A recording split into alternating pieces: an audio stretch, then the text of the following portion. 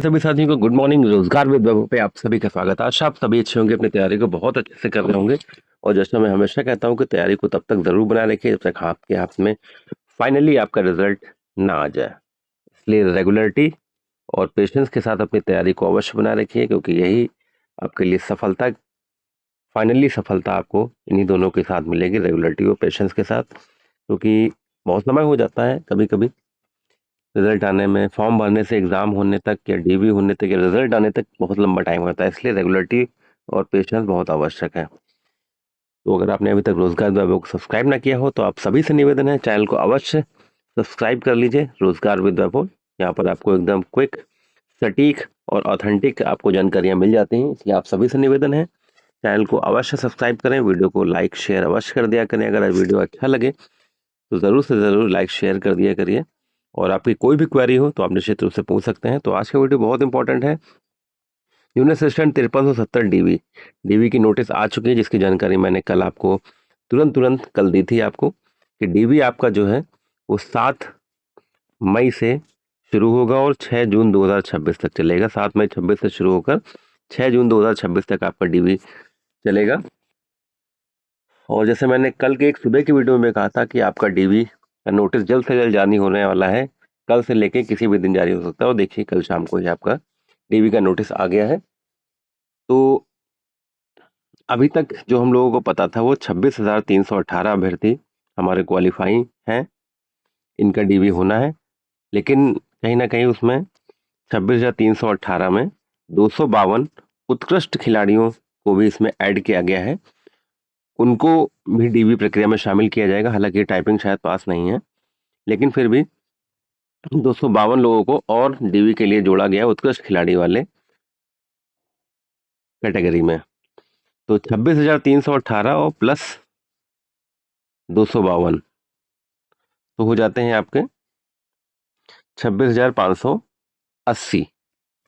तो 26,580 साथियों का डीवी होना है। और कब से होना है? वो होना है 7 मई 2026 से 6 जून 2026 तक आपका डीवी होना है। और जैसे ही इसका लिंक आएगा आपको सूचित कर दिया जाएगा। इसलिए आप सभी से निवेदन, जैसे मैंने स्टार्टिंग में कहा कि रोजगार वैभव को अवश्य सब्सक्राइब कर लीजिए। तो जैसे ही इसका लिंक का नोटिस आएगा, इसका डीवी का लिंक आएगा, आपको तुरंत अवगत करा दिया जाएगा।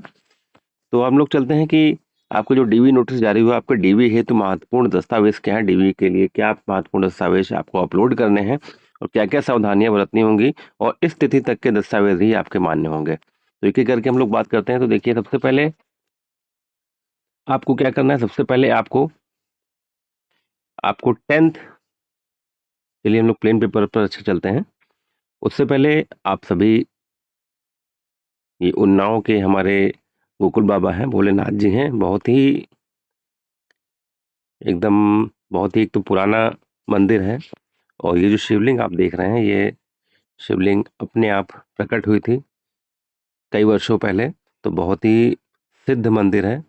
यहाँ पर आप जो भी कामना कर सकते हैं आपकी ज़रूर पूरी होगी। तो आप सभी से निवेदन है, अगर आप प्रार्थना करना चाहें तो भोलेनाथ से प्रार्थना कर सकते हैं। तो हम लोग चलते हैं ब्लैंक पेपर की तरफ, कि क्या क्या वो महत्वपूर्ण दस्तावेज आपके लिए होंगे जो आपको डीवी में अपलोड करने हैं। तो सबसे पहले अगर हम लोग बात करें तो आपको 10th यानी हाई स्कूल की मार्कशीट और सर्टिफिकेट आपको अपलोड करना है। मार्कशीट और सर्टिफिकेट, अगर ये देखिए आपके मार्कशीट और सर्टिफिकेट एक ही में है तब तो कोई बात नहीं। अगर अलग अलग हैं तो आपको मार्कशीट और सर्टिफिकेट की एक पीडीएफ बनानी होगी, और वो पीडीएफ 200 केबी से कम ना हो और 2 एमबी से ज़्यादा ना हो।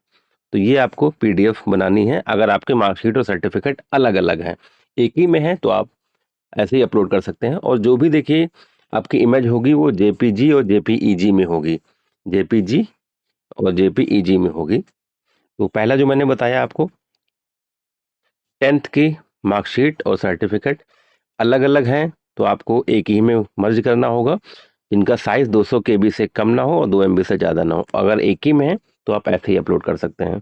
फिर आते हैं 2 नंबर पे हम लोग, 12th की मार्कशीट और सर्टिफिकेट। इसमें भी वही प्रक्रिया, अगर एक ही में है तो कोई दिक्कत की बात नहीं, अलग अलग हैं तो आपको एक ही में मर्ज करना पड़ेगा, पीडीएफ बनानी होगी, और वो 200 केबी से कम ना हो और 2 MB से ज़्यादा ना हो। ठीक है, तो ये होगा पहला आपका 10th की मार्कशीट और सर्टिफिकेट, 12th की मार्कशीट और सर्टिफिकेट। फिर हम लोग आते हैं अपने तीसरे प्रमाण पत्र की तरफ। फिर आपका जो तीसरा होगा वो होगा आपका CCC सर्टिफिकेट, जो आपको अपलोड करना है उसमें। फिर आते हैं हम लोग कास्ट सर्टिफिकेट, OBC, SC और ST वाले हमारे भाई बहनों के लिए कास्ट सर्टिफिकेट लगेगा। और ये सारे सर्टिफिकेट आपको किस तिथि के लगाने हैं, ये सारी चीज़ें अभी मैं आपको बता रहा हूँ। फिर आते हैं 5 नंबर पे आपका निवास सर्टिफिकेट, ये होगा सभी हमारे भाई बहनों के लिए। फिर आते हैं हम लोग EWS सर्टिफिकेट, जिन्होंने EWS कोटे से अप्लाई किया है 14/3/2019 के फॉर्मेट पे आपका EWS सर्टिफिकेट बना होना चाहिए। और इस तिथि का होगा, अब ये जो तिथि थी आपके फॉर्म भरने की, जो लास्ट डेट थी, जो फॉर्म भरने की आपकी अंतिम तिथि थी, जो फॉर्म भरने की आपकी अंतिम तिथि थी वो थी 3 अक्टूबर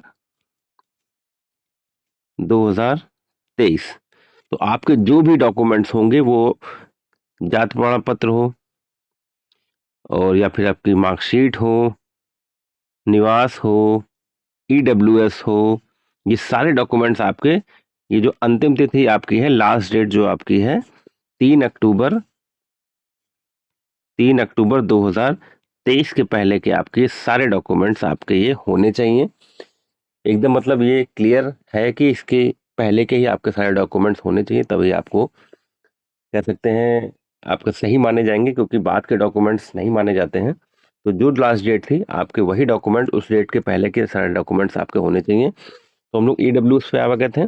फिर आपको आधार कार्ड अपना लगाना है। अगर आपके आधार में अभी कोई करेक्शन है तो आप अपने, जैसे मान लीजिए आपके में किसी का नाम राम सनेही है मान लीजिए, तो राम सनेही अगर आपके आधार में एक में लिखा है और मार्कशीट में अलग अलग लिखा है, तो हमारे बहुत सारे साथी इसमें परेशान हो जाएंगे और कई सभी से ये क्वेश्चन पूछेंगे कि इसमें क्या किया जाए।